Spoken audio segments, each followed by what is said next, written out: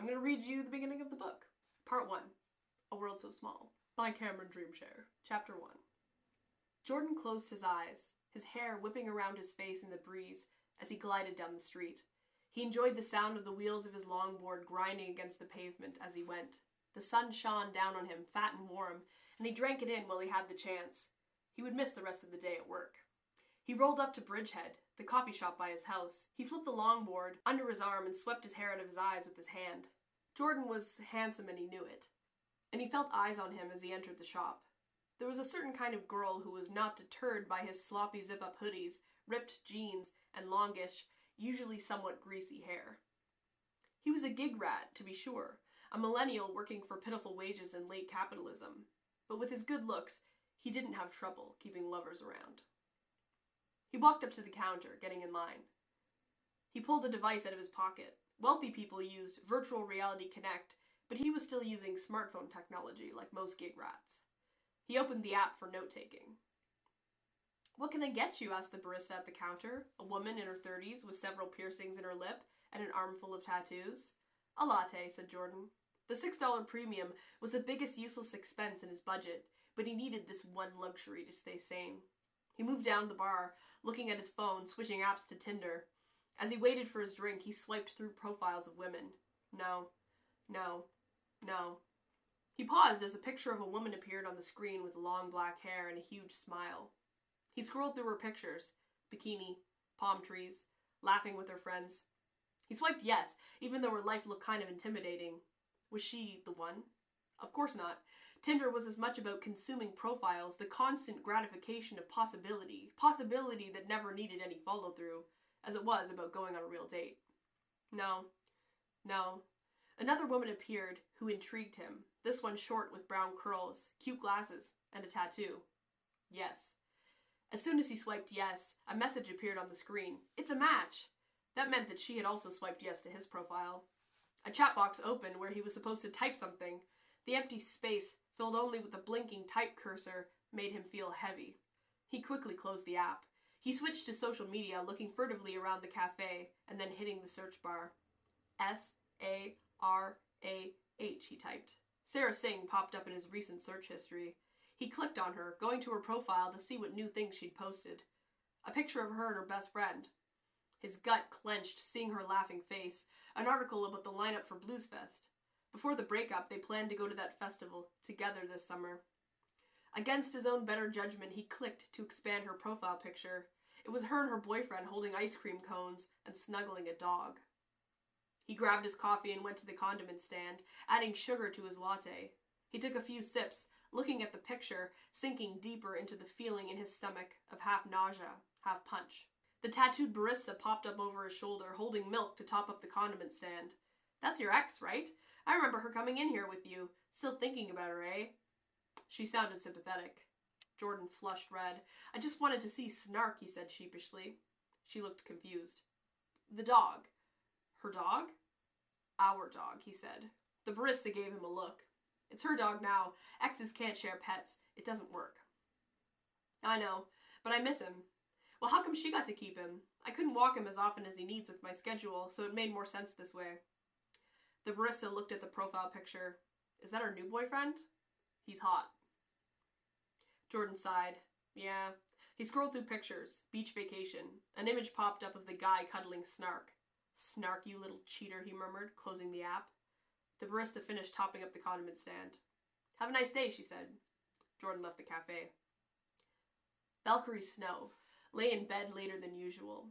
She was having her period, a rare occurrence these years, and time was slower when she bled. She needed more sleep, her body moved differently, and her thoughts came more sporadically. She was propped up on pillows in a massive wood bed, deep in feather duvets, holding a notebook and jotting her thoughts. This was her most creative time, when memories and ideas smashed together in ways they never did when she was being methodical. She had been spending a lot of time lately drawing up designs of her latest arcology project, but right now she was letting her dreams flow onto the page, both the nonsensical and the genius. Her architecture company, Hammer and Bone, produced romantic, Gothic-inspired condominiums throughout the 2020s, but in 2032, she went in a new direction. Valkyrie was building arcologies, or self-sustained, carbon-neutral oases for living. She moved out of the condo market and into a new framework where one complex building combined residential, industrial, and agricultural in an efficient, integrated system. All waste materials were recycled, eaten by the building itself. Val was always looking to the future. She hit the market at the perfect time. She was in talks with all the major space companies, and it looked like snow arcologies would replace those ugly cubic buildings already falling apart on the moon. The first fully automated living unit on Mars would be a snow arcology. Valkyrie scribbled in her notebook, 3D printer plans for every mechanism in the arcology, the community itself able to replace and repair, 3D printers on every floor for residential use. Everyone will be trained to use them. Val's brain surged into overdrive. 3D printers for foods as well, printed from nutrient-dense biomatter, flavored and textured like gourmet food. Val lingered in bed, doodling diagrams and working out ideas, filling several pages of her book. Finally, her growling stomach drove her to get up. She pulled on a cozy, oversized sweater and went downstairs. She went to the kitchen and pulled an espresso. She closed her eyes, drinking in the aroma of the crema, enjoying the splutter of the liquid pour into her china cup. Every sense, particularly smell, was heightened when she menstruated. Valkyrie carried the cup close to her face, over to the floor-to-ceiling windows of the main room of her open-concept condo. She peered out at the people in the street, hurrying in the rain. Drops clung to the windows, gathering and dripping down slowly, while the sound of distant cascades, rising and falling, joined the soft patter of rain on the balcony as cars drove through the wet streets below. Val leaned against the window frame, sipping her espresso. The apartment was only a one-bedroom, but the soaring ceilings made it feel deceptively large. The kitchen was silver and wood, with quartz countertops, and the main room was sparsely and tastefully decorated with hand-curated items that suited Val's personality. The walls displayed antique prints of Gothic architecture. The creamy, thick-piled sheepskin rug on the floor looked cozy enough to sleep on. Val had several odd sculptural pieces, carved from wood, matching her mid-century leather couch and chairs. A desk sat by the window, covered with pens, pencils, and drafting paper. The coffee table was a thick slab of glass and what appeared to be an ancient, child-sized coffin. This macabre element was counterbalanced by messy racks of plants and colorful flowers on the balcony. Life and death. There was a knock at the door. "Come in," said Val. A man entered. He was here to clean. She smiled and he nodded as he got to work tidying her dishes and refilling her barista machine with fresh beans. Most wealthy people now were using biodegradable disposable plates and cutlery, made from cassava and mushroom, but Val preferred china, like the peasants. This man was lucky to keep his job. Disposable, automated culture was widespread, and soon China would be in museums only. Val slipped into her desk, comparing her jotted notes to the precise schematics of her latest arcology. Something was missing. A dish clattered in the sink. "Careful," she murmured. The servant mumbled apologetically. He went upstairs to change her sheets. Jordan's feet ached, and his hands were raw from the hot water. It had reached that point in the evening where he felt like he almost couldn't take it anymore, which meant that he had about an hour left. He stretched his arms as far back as he could in the tight space behind the kitchen, feeling his back pop, and then pushed himself to go hard for the last hour. He scrubbed the pots and pans, willing his mind to think about what he would do after he was done. "Just finishing the dinner rush," called the kitchen manager, poking his shiny head into the windowless room. He eyed Jordan, elbow deep in greasy water. "You're still faster than the machines," he laughed. "Not for long," muttered Shanice, scrubbing beside him. Earl O'Brien, the kitchen manager, lingered in the doorway, breathing hard and watching them work. He took pleasure in watching them wash the dishes. It wasn't a sexual pleasure, exactly, but it titillated him in a way that he couldn't explain. He was married to a woman, and he knew that he was straight, but he especially liked watching Jordan, his hand moving up and down in the soapy water, red from the steam, the muscles and veins rippling up his arm, the sweat dripping off his nose. He loved telling Jordan, and Shanice too, to do things for him. Jordan felt an uncomfortable prickle up his spine at Earl's gaze. He kept scrubbing and didn't turn around, but he knew that if he did, Earl would be watching him closely, his mouth open and his tongue slightly visible. Jordan could feel his shirt riding up and he wanted to pull it down, but he didn't want to stop working or Earl would bark at him. Eventually Earl left and the shift wrapped up. "Good night," said Jordan as he dried his hands. "Night," called Shanice as she hurried off to pick up her kids at the babysitter's. Even though they spent hours together, they barely knew one another because it was loud in the back and hard to carry on a conversation while they washed the dishes. "Night, Scrubs," said Earl as they left. Jordan burst out into the alley behind the restaurant, breathing in the cool night air. He ran his hand through his wet curls, letting the breeze dry out the steam still clinging to his whole body. He shifted his backpack up onto his shoulders and walked off briskly towards home. He didn't have much time, but he needed a shower. Jordan soon reached his crumbling brick walk-up. He typed in the access code and waited for the elevator. The doors groaned open and he stepped in, careful not to breathe through his nose because it usually smelled like vomit. He hit the 5 button.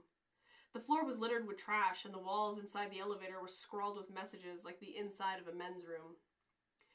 The elevator creaked up to the 5th floor.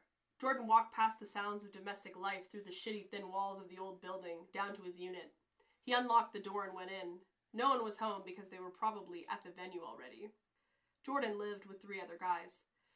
They were all gig rats, picking up shifts and contracts where they could to make ends meet. Matt and Jerome and Jordan were in a band together called The Waves.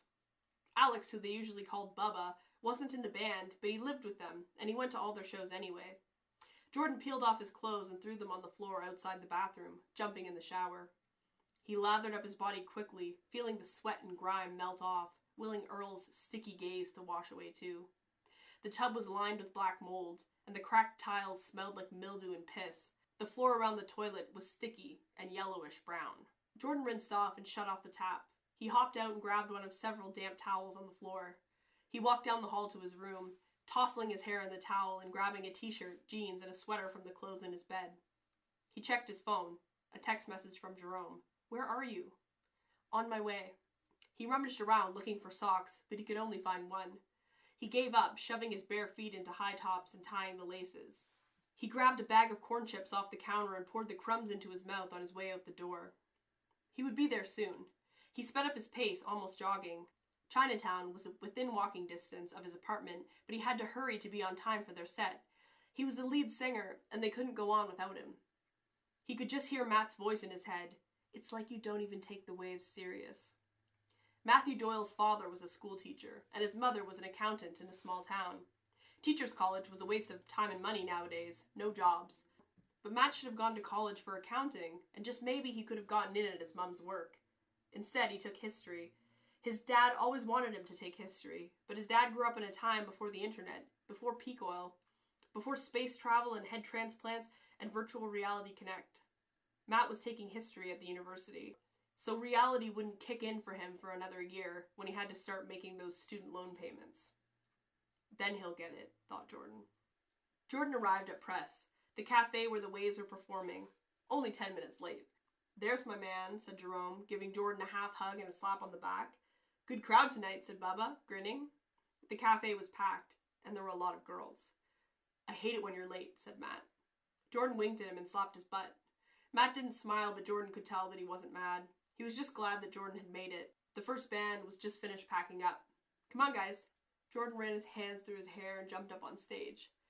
The lights were warm on his face. The microphone was greasy with sweat, but it felt good in his hands. He squeezed it so hard his fingers tingled. The crowd cheered. "How's everybody tonight?" he said softly into the mic. Bubba crowed in the front, holding up beers in both hands. Jordan grinned. "This one's for Bubba," he said with a wink. Matt kicked off the set on the drums with a bang.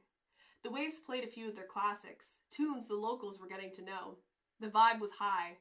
The first band must have really pumped them up and brought some new faces. Jordan looked around the cafe. The tables were full of people having drinks, and there were quite a few people standing up front. A couple of girls were dancing. One looked familiar. "This crowd was really special tonight," said Jordan, a thick wave of hair falling over his eyes. "We weren't going to debut this one yet, but I think it's time."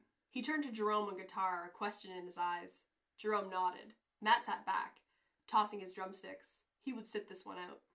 "This one's for my own special lady, when I find her," said Jordan. The girls cheered. Jerome played the opening notes. Somber tones floated above the room like a strange dream. The people on the dance floor swayed slowly. Valkyrie felt fresh and clean after a long hot shower. She didn't feel like wearing underwear, so she popped in her Diva Cup instead. She slipped into a simple black silk dress and went to the kitchen to fix herself a bowl of fresh fruit and yogurt. The moon was full and light poured into the condo. She felt the urge to go for a night walk. She loved looking up at the moon, and although the rain had stopped, the streets were still glistening. She wrapped a dark red scarf around her long neck and slid her feet into sandals on her way out the door. She considered bringing her purse, but she wanted her hands and body free for her walk. Valkyrie walked along a side street, avoiding the main drag. The air smelled like chlorophyll and slightly moldy leaves. She drank it in. The night air was unusually warm and heavy with moisture after the rain. She felt her skin soaking it in, her hair curling. The moon was eerily bright. She was always amazed that no matter how much the city changed, the moon stayed the same. Where she walked now on ugly pavement, a few hundred years ago, Anishinaabeg people lived in a city of wood and hide, green with life rather than gray with concrete. Snow arcologies will never be gray, thought Val. They will be green. She walked on through the night, enjoying the sound of dripping as she passed the park where the trees glistened with the afternoon's rain. Suddenly, between the night sounds of passing cars and people walking home from late dinners, she heard a sound that she couldn't place. It was like the song of a bird or a musical instrument that she had never heard before. What is that, she thought. Her curiosity was piqued, and she walked faster, following the sound. Valkyrie approached Chinatown. She wasn't intending to walk this way because the lights were brighter and the moon would be harder to see here, but the song was her quest now. She came out on the corner of Wellington Street, and ahead she could see warm light pouring from the windows of a cafe where young people stood outside smoking cigarettes. It was a voice, a human voice. She thought it must be a man's, but the sound was sweet and bright and also mournful, and it was difficult to tell. She approached the cafe, peering inside. It wasn't the kind of place she had been to in a long time. A woman opened the door for her with a smile. The sound of the voice flooded out the open door, and the call was irresistible. Val smiled back at the girl, stepping into the cafe and slipping over to a table with an empty seat. "May I join you?" she asked. Two young women in polyester dresses with gemstone stickers on their faces turned to her. "Of course," said one, moving her purse from the seat. Valkyrie sat down. The man on stage was sitting on a stool, his eyes closed, and big dark waves of hair falling around his chin. Val felt her heart beat faster. She felt intoxicated, lightheaded. She couldn't look away. She didn't understand the words he was singing. She could only hear the vibration of his voice in her whole body. She held the sticky table with her hands, watching him sing. A warm, golden light pulsed around his head and shoulders like a halo.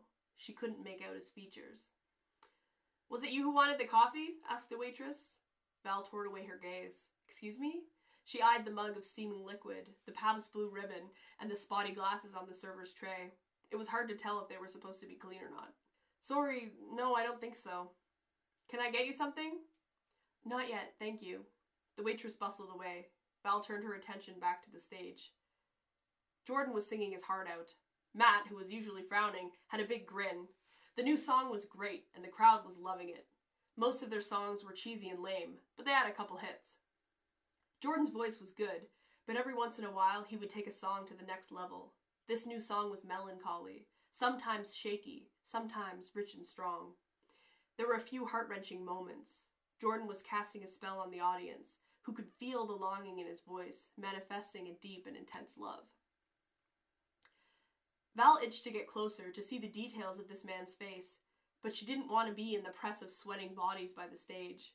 The sound of his voice was like a siren calling her to the rocks. She stayed put, the notes floating from his lips, filling the air in the cafe. He was like some kind of beautiful creature, sitting there amongst the faded, decaying furniture and chipped mugs, shining like a light. Finally, the song ended. The lights shifted and the crowd cheered. The man smiled and tossed his hair, droplets of sweat flying like crystals in the floodlights on stage. The details of his face became clear as his backlit glow faded. Val breathed in sharply with a frown. He's just a boy, she thought. The stubble on his chin that had looked like a beautiful shadow was disheveled and patchy down his neck. He was wearing a cheap hoodie, and his jeans were filthy. She almost laughed. She clapped her hands. He was a great singer. "Thank you," she murmured to the gemstone girls as she left.